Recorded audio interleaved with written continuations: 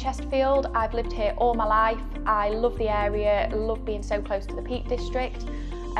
We are a young family with a mini-me and a dog, so for us the Peak District is a regular walking spot. I also find that having a dog myself, it's really easy to talk to the landlords about accepting pets in their property, because for me a dog is the heart of the home, and that's really important to portray that to tenants, that that's okay as well. We are a young company, we're not corporate at all, we are completely paperless, and because we are a smaller team we try and be as friendly and approachable as we possibly can.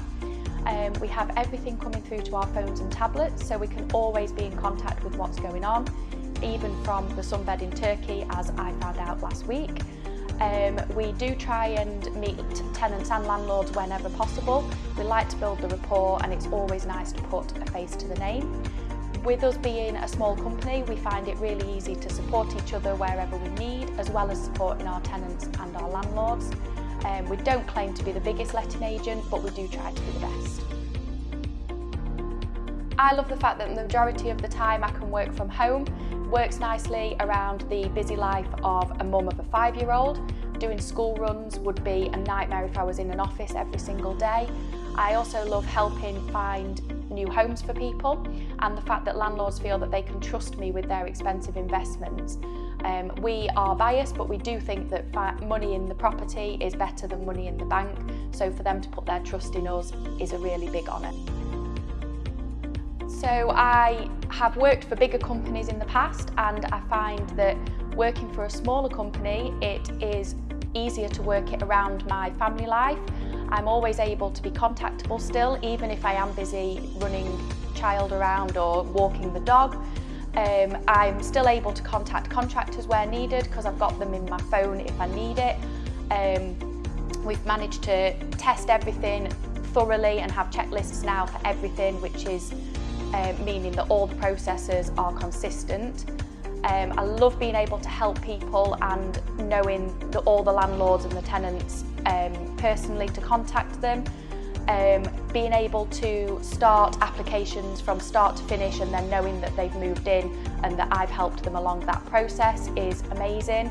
And find that being a smaller team, we find it easier to gain the landlord's trust, because they have a lot of money in their properties and they need people that they can trust to look after it. Having worked for different agents in the past, the one thing that I am really aware of is that compliance is always growing and things are always changing. That's why it's really important to find a letting agent that you can trust, so that they can guide you in the right direction and they can help you where needed. If anybody does need a good letting agent, then I think I can recommend a good one. My number one top tip is to always find a good mortgage broker as well as a good insurance broker to be on your power team. Also a specialist accountant.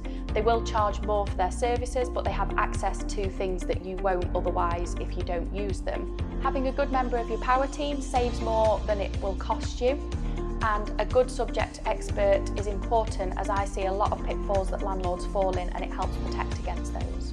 Another good tip would be for landlords to always be aware of the legal compliance. Having worked in the industry for over 10 years, I've seen that the lists of regulations and requirements is constantly growing. This is why it's really important for a landlord to have a reputable agent to keep them and their assets safe. If anybody needs a recommendation, then I can recommend a good one. It's been really nice having you in my home office today, but I've got work to do now because, as the famous saying goes, the world of lettings never sleeps.